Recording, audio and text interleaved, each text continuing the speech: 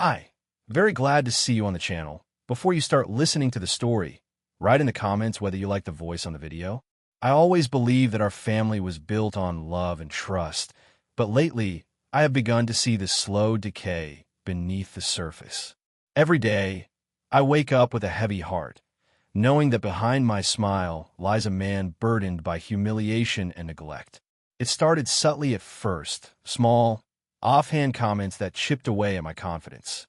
Over time, the words grew sharper, leaving invisible wounds that no one else could see. While you're here, leave a comment and let me know where you're watching from. I'd love to know. At breakfast one chilly morning, I sat silently at the table while she sipped her coffee. "You really think you can handle everything?" she asked with a tone that dripped with disdain. "I mean, even the simplest task seems to be too much for you." I forced a smile, trying to hide the sting of her words, but inside, a storm was brewing. I questioned myself with every thought. Am I not enough? Was my effort so insignificant that I had become a burden? Her voice carried beyond our kitchen. At a neighborhood barbecue that Sunday afternoon, the familiar scene played out in public. I had hoped that the gathering of friends and relatives might offer a reprieve, but the moment she opened her mouth, I knew there would be no respite. As we mingled under the clear blue sky, she leaned toward a group of acquaintances and said, "Look at him, pretending to be the perfect family man. It's almost comical how he fumbles through even the smallest responsibilities." Her laughter, cold and dismissive, echoed in my ears as I felt every eye in the crowd turn toward me. Inside, panic and shame warred with my desire to stand tall.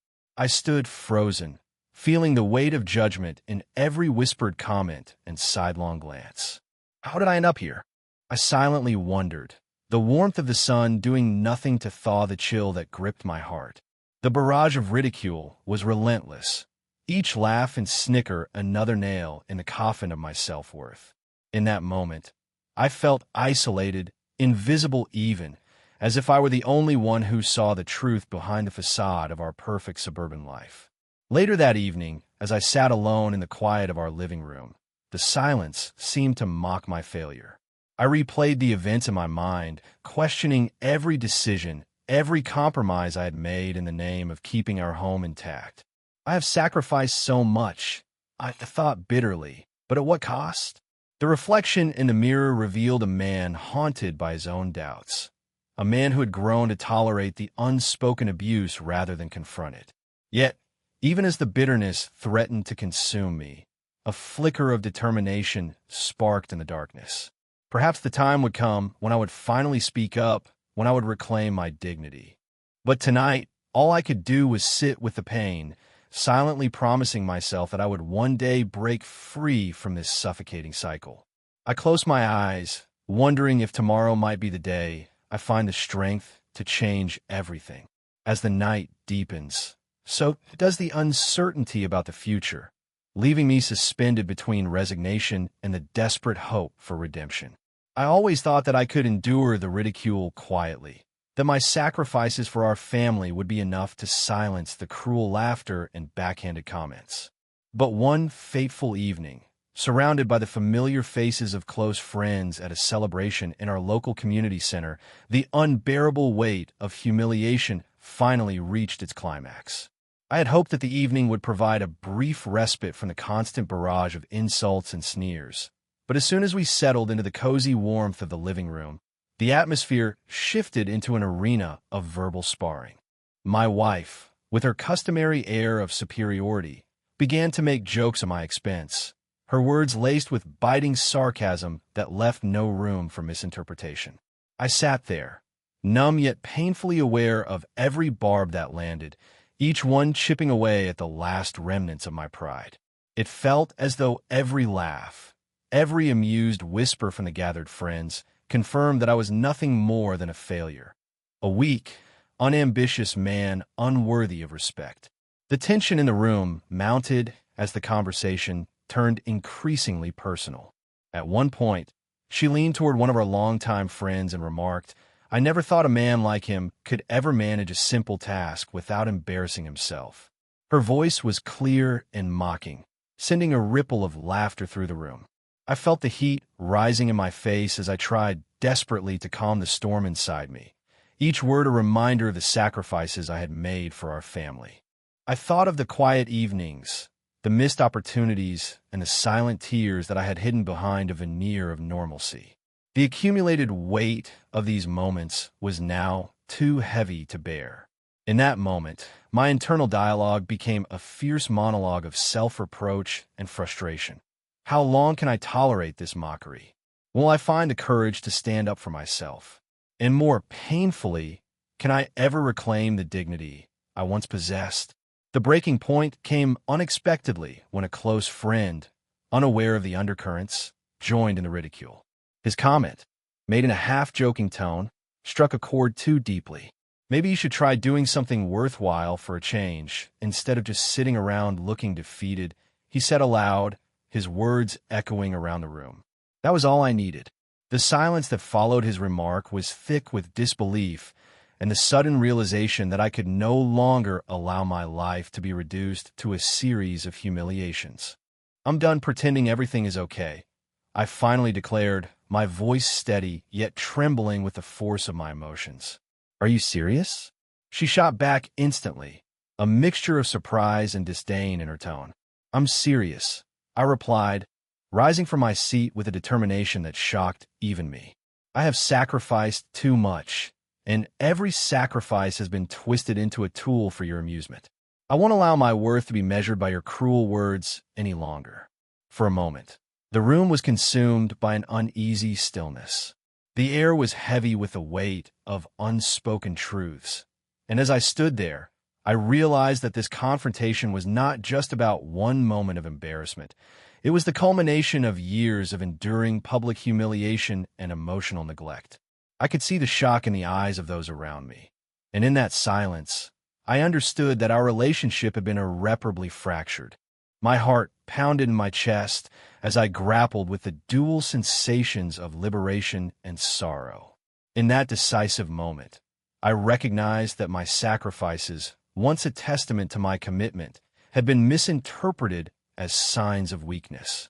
The realization was both a painful truth and a turning point, marking the moment I vowed never to let my dignity be sacrificed again. I had always believed that the cracks in our life were only superficial, that the tension and humiliation were isolated incidents.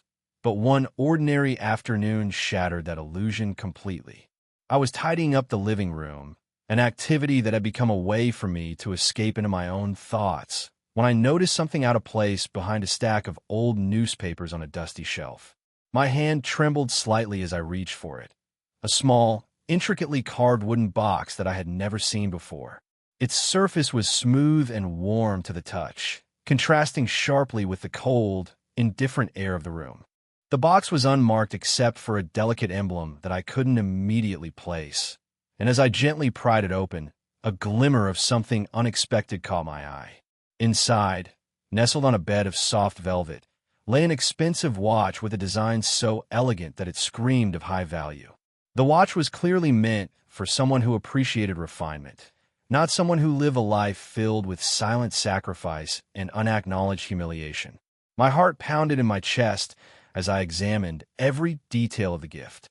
Questions surged through my mind in a chaotic mix of disbelief and dread. How could something so luxurious be hidden away in our home? Whose name did it bear? The realization crept in slowly like a shadow at dusk. The possibility that she was involved with someone else was too glaring to ignore. I sank onto the worn armchair, the weight of betrayal settling heavily on my shoulders, each second dragging me deeper into a vortex of anger and grief. Every memory of her dismissive laughter, every slight remark, took on new meaning. For so long, I had tolerated her verbal assaults, misinterpreting them as mere expressions of discontent or idle sarcasm. Now, the evidence lay starkly before me in the form of a lavish token that belonged to another man. I clutched the watch in my hand, its cool metal a stark reminder of the reality I had been desperately avoiding. This can't be real, I whispered to myself, my voice trembling with a mixture of fear and outrage.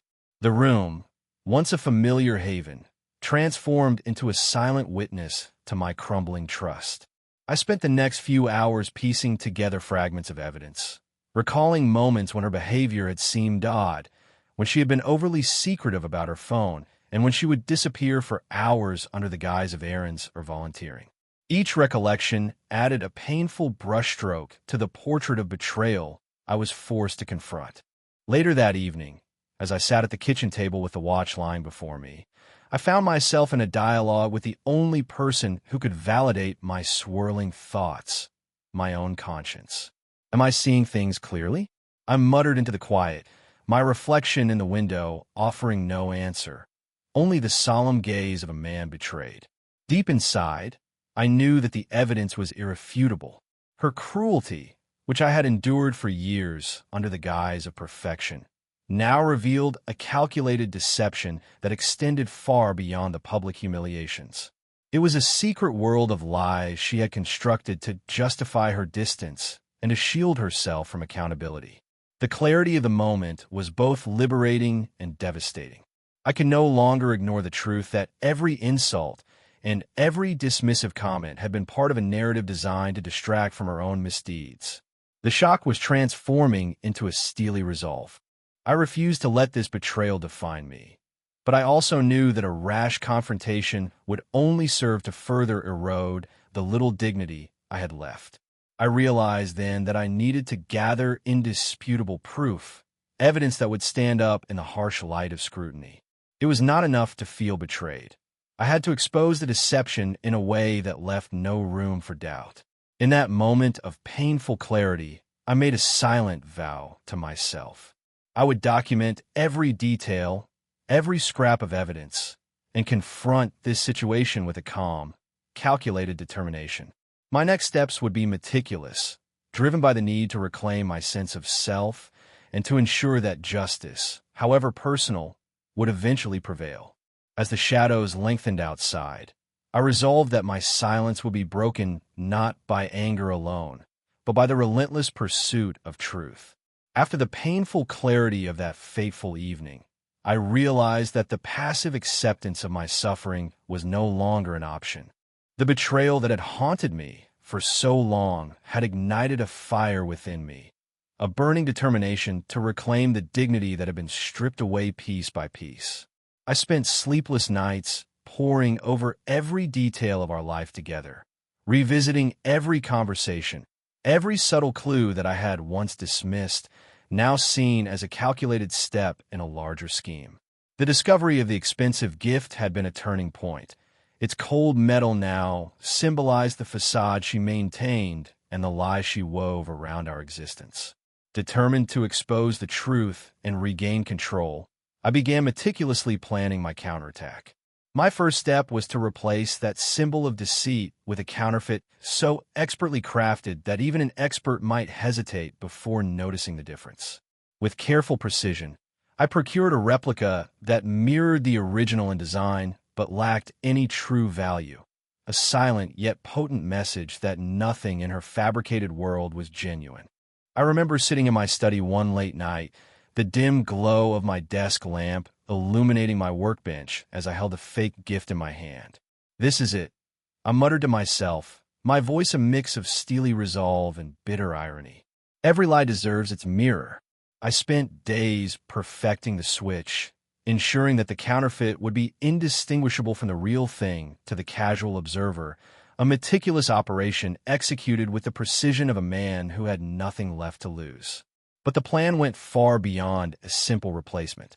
I knew that for my revelation to have the desired impact, I needed indisputable evidence of her duplicity. I turned to technology, a domain I had never cared for before, to become an unintentional guardian of my shattered pride. I quietly installed a GPS tracker on her car, a small device that would log every movement, every unexplained journey, and serve as an unyielding witness to her clandestine rendezvous. In the early hours of the morning, I would sit in my car, its interior dimly lit by the rising sun, reviewing the tracker data, as if deciphering the coded language of a double life. Every step you take, every mile you drive, the truth will come closer to the light, I whispered, my voice barely audible over the hum of the engine.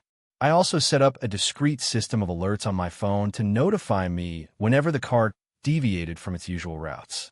The process was methodical, almost therapeutic, each small action a counterbalance to the emotional torment I had endured for years. I began keeping a detailed journal of every anomaly, every late-night disappearance, and every cryptic conversation overheard when she thought I was asleep. The meticulous nature of my preparations gave me a sense of purpose, a feeling that I was finally taking control in a narrative that had long been dictated by her whims. Every day, as I documented another piece of evidence, I felt my resolve harden. I wasn't just planning revenge.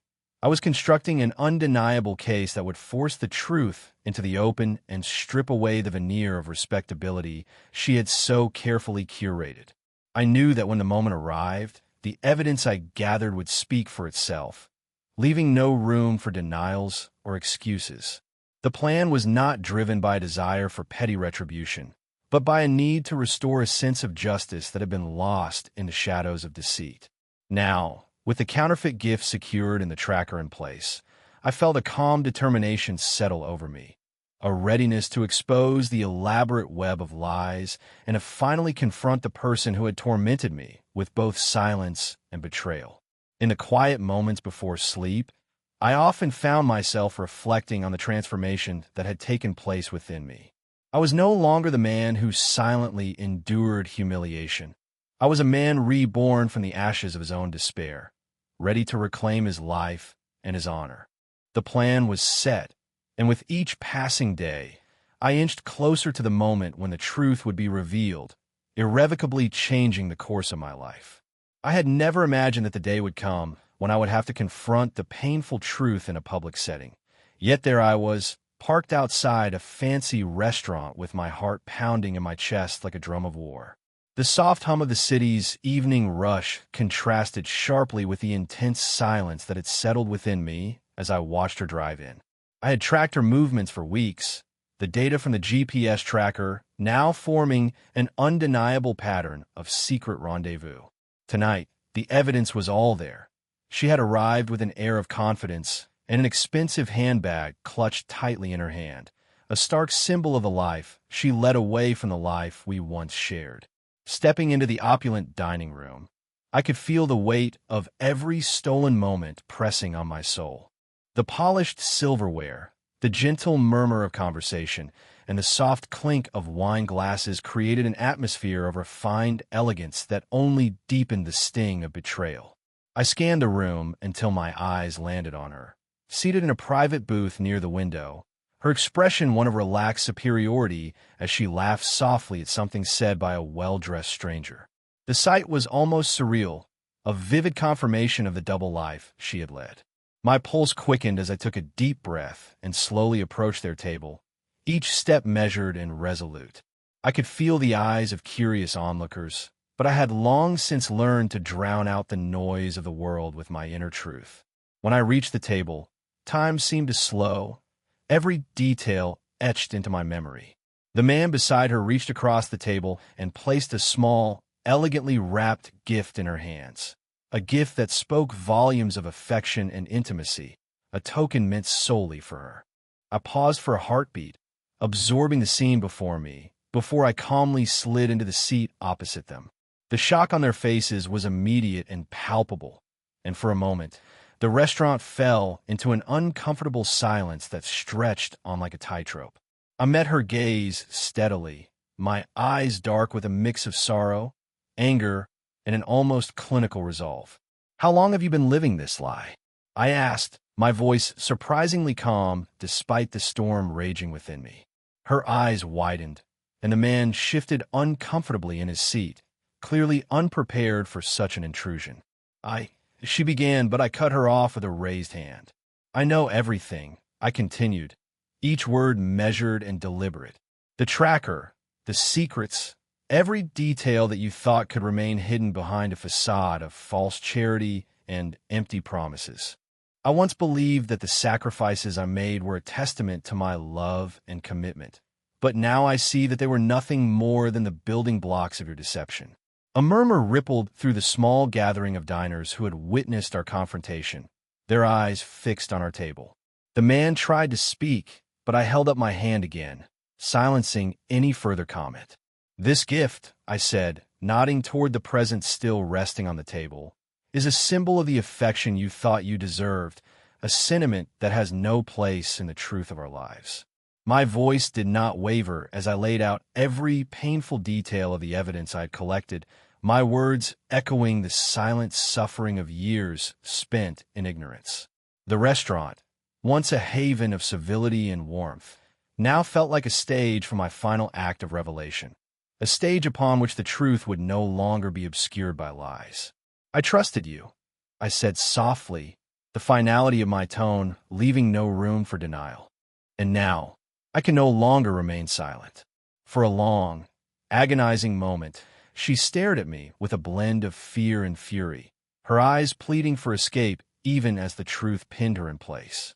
Then, without another word, I stood up, my decision echoing louder than any argument could. With my final glance fixed on the shattered illusion of the life we once shared, I turned and left the restaurant, each step away a bittersweet farewell to the man I used to be and the final act of reclaiming my own dignity. The confrontation had left a void in its wake, a silence that echoed through every corner of my being as I drove home under the shroud of a starlit night. The chill in the air did little to calm the storm inside me. Rather, it served as a constant reminder of the wreckage of trust that had been left behind. The drive felt endless as I replayed every moment of that fateful evening, the weight of each revelation sinking deeper into my soul. Once home, the quiet of the house was overwhelming. A space that had once been filled with shared memories now resonated with the emptiness of broken promises. I sank into the worn armchair in the living room, the dim light from the table lamp casting long shadows on the walls, and tried to piece together my shattered thoughts. I knew that the confrontation was only the beginning of a new, harsher reality where truth was the only currency that mattered. The hours passed slowly as I allowed myself to feel the full force of my emotions: anger, sorrow, and a bittersweet sense of liberation. The silence was suddenly interrupted by the sound of the front door swinging open. My ex-wife stormed in, her presence filling the room with a volatile mix of fury and desperation. "I can't believe you did this," she exclaimed, her voice trembling with both rage and panic as she moved toward me. "I did what I had to do," I replied, my tone steady yet laced with the pain of betrayal.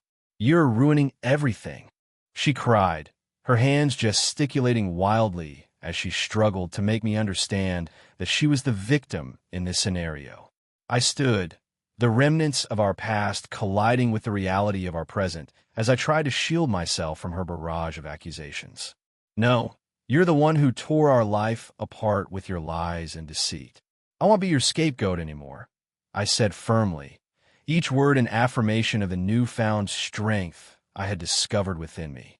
For several long minutes, we exchanged harsh words and desperate pleas, our voices rising and falling in a discordant symphony of regret and defiance.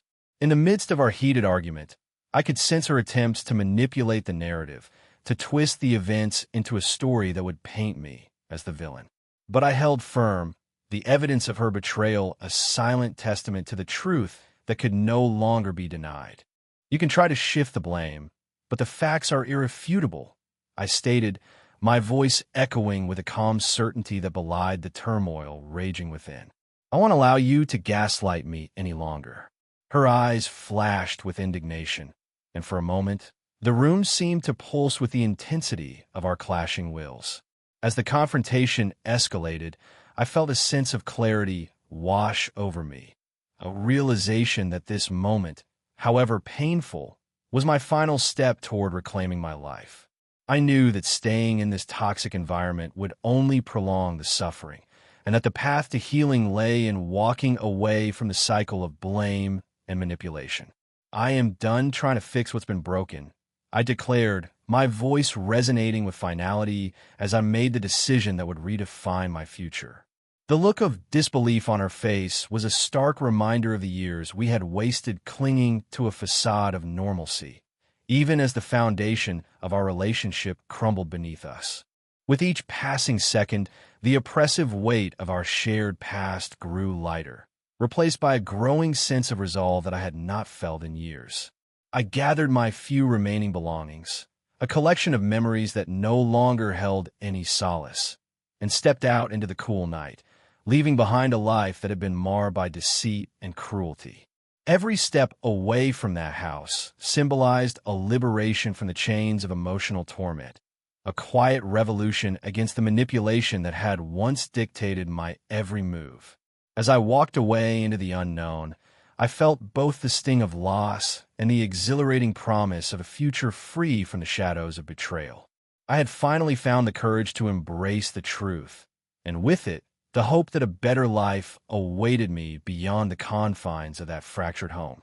The shock of leaving home had now settled into a determined resolve to reclaim every fragment of my life, and the next step was to face the legal battle that loomed ahead. I found myself in the sterile, yet somehow reassuring, environment of a modest law office. The walls, adorned with certificates and legal volumes, offered a stark contrast to the chaotic mess of emotions I had endured. My lawyer, a seasoned professional with a calm demeanor and a reputation for taking on difficult cases, greeted me warmly. "I've reviewed everything you sent me," he said, his voice steady as he leaned forward across the polished desk. "The evidence is compelling. We have a strong case against her." As he spoke, I felt a surge of vindication. Each document, every GPS record and journal entry meticulously compiled over months, was now a weapon against the narrative she had tried so desperately to manipulate.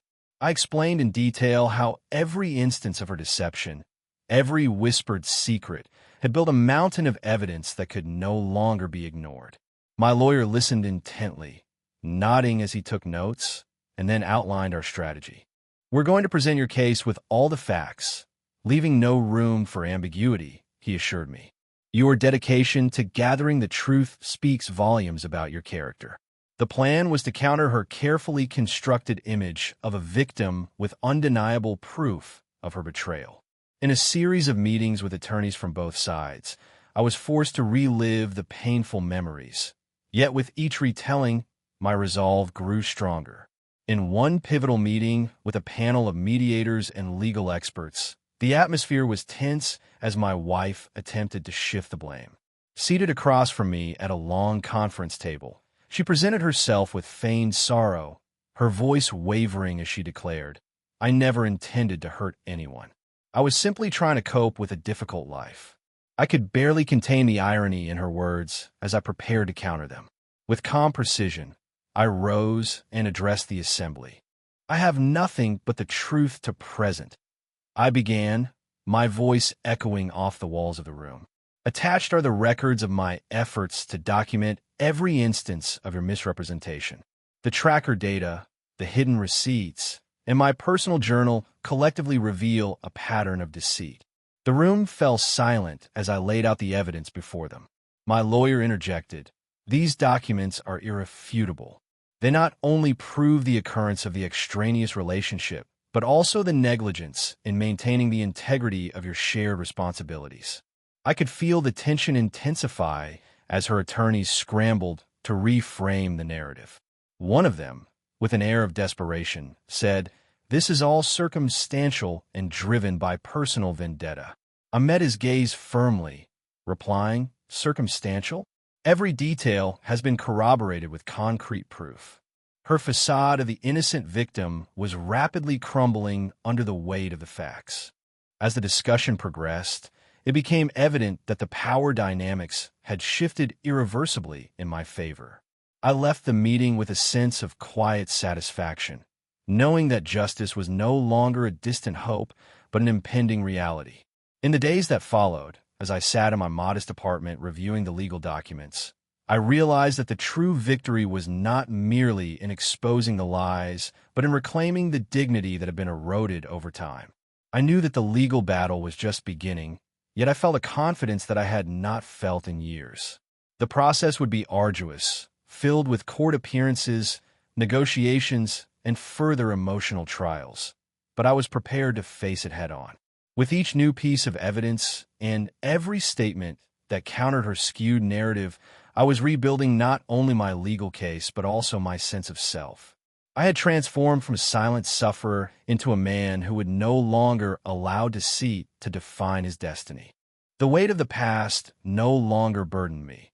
Instead, it propelled me toward a future where truth and justice prevailed. As I closed my eyes that night, I felt a quiet certainty that, regardless of the challenges ahead, I was finally on the path to reclaiming my life and securing the justice I so rightfully deserved. I began a new chapter in my life with a mixture of trepidation and hope as I moved into a modest apartment that I could finally call my own. The first few days were a blur of unpacking boxes and rearranging furniture, each item a small reminder of the life I had left behind. In the quiet solitude of my new home, I discovered a space where the weight of betrayal slowly began to lift, replaced by a stirring sense of independence that I had long thought lost. Mornings arrived with the soft glow of dawn filtering through the window, and with each sunrise, I felt more empowered to rebuild the pieces of my identity that had been scattered over years of hardship. I decided to reconnect with my career, a passion I had once set aside in the name of family responsibilities. I immersed myself in projects and professional challenges, and in the midst of deadlines and client meetings, I rediscovered a self-worth that was entirely my own. The work was demanding yet fulfilling, a daily reminder that I was capable of achieving success on my own terms. As I navigated this period of self-reclamation, I also embraced my role as an independent father with renewed vigor.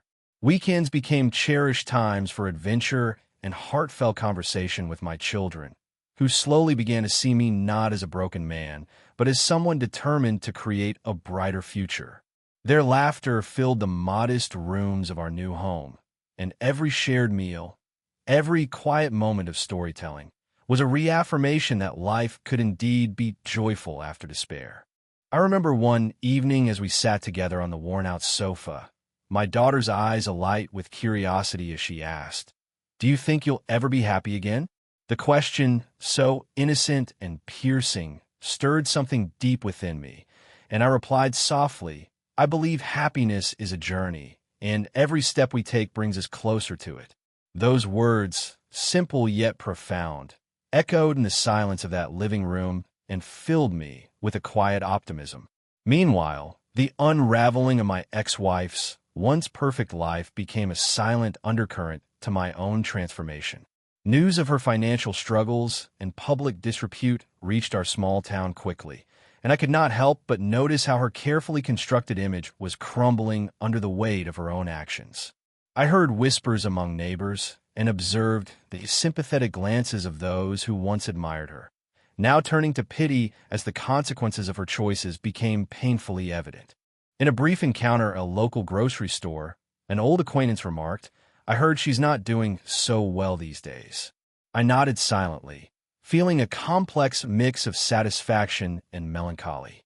It was not a moment of triumph born out of schadenfreude, but rather an acknowledgement that actions have consequences and that the universe has its own way of balancing the scales. As the seasons changed, I embraced the beauty of renewal in every aspect of my life. I continued to excel in my career, my professional achievements, now complemented by the laughter of my children and the quiet peace that had settled over me. Every day, I took comfort in the knowledge that I had the strength to overcome even the darkest chapters of my past. I began to understand that leaving her was the best decision I ever made, not out of revenge or bitterness, but because it allowed me to rediscover who I truly was. I learned to cherish the small moments, the genuine connections, and the unshakable hope that life, despite its many trials, always offered a chance for a fresh start. In the aftermath of the legal battle, life began to reveal its hidden balance. I found myself increasingly confident that every decision, every painful moment of betrayal, had led me to a place where justice was not only possible, but inevitable. The wheels of karma had begun to turn in ways that I had never imagined. It started subtly at first, A once supportive neighbor now whispering about how my ex-wife's reputation was in tatters. And then more overtly, when her lover, the man who had so confidently stood by her side, began to distance himself. One afternoon while running errands, I overheard a conversation between two acquaintances at a coffee shop. One said, "I heard that he finally got tired of all the drama. He's leaving her." Those words, seemingly casual, were laced with a truth that made my heart swell with both relief and a quiet satisfaction. I was no longer haunted by the lingering shadows of our past. Instead, I was steadily moving forward into a future where my achievements and inner peace were the true measures of my worth. Professionally, I began to see the fruits of my labor. My work ethic and talent, once overshadowed by the chaos of my personal life, began to command respect in my industry. Clients praised my dedication, colleagues acknowledged my steady progress, and even the most challenging projects became opportunities for growth. Every milestone reached was a reminder that my life was on a path of recovery and success. Meanwhile, the once pristine image of my ex-wife continued to crumble. Reports surfaced about her struggling to maintain her business, and even her professional circle, which had once held her in high esteem, started distancing themselves. I saw a news article in the local paper titled, "Local Entrepreneur Faces Financial Setbacks," and I couldn't help but reflect on the irony that her personal choices had led to such a downfall. I remember thinking, actions have consequences, and sometimes the price of deception is far steeper than one can bear. In a quiet moment of introspection, I mused over the fact that while her world was collapsing, mine was being rebuilt on a foundation of truth and perseverance. There was no vindictiveness in my heart, only the acknowledgement that my life had taken a turn for the better because I had refused to remain a victim.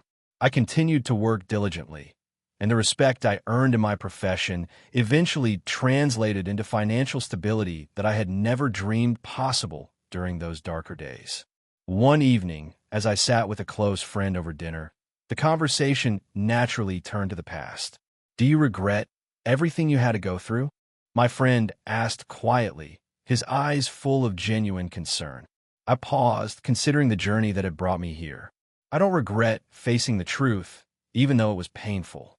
I needed to experience that betrayal to learn how strong I could be. My life is better now, and justice has its own way of revealing itself. His words resonated with me as I realized that the scales of justice had indeed been balanced. Every setback she faced, every broken alliance, was a mirror reflecting the choices she had made. I was finally free, not free of the scars of the past, but free enough to let them fuel my progress instead of holding me back. In that quiet moment, surrounded by genuine support and the warmth of rebuilding relationships, I embraced the truth that I had long since learned. True justice isn't about revenge, but about moving forward with dignity, integrity, and the courage to rebuild a life that is authentically my own. Thank you for listening to the end. I hope you enjoyed it very much. Don't forget to give a like and tell us in the comments what you would do in such a situation.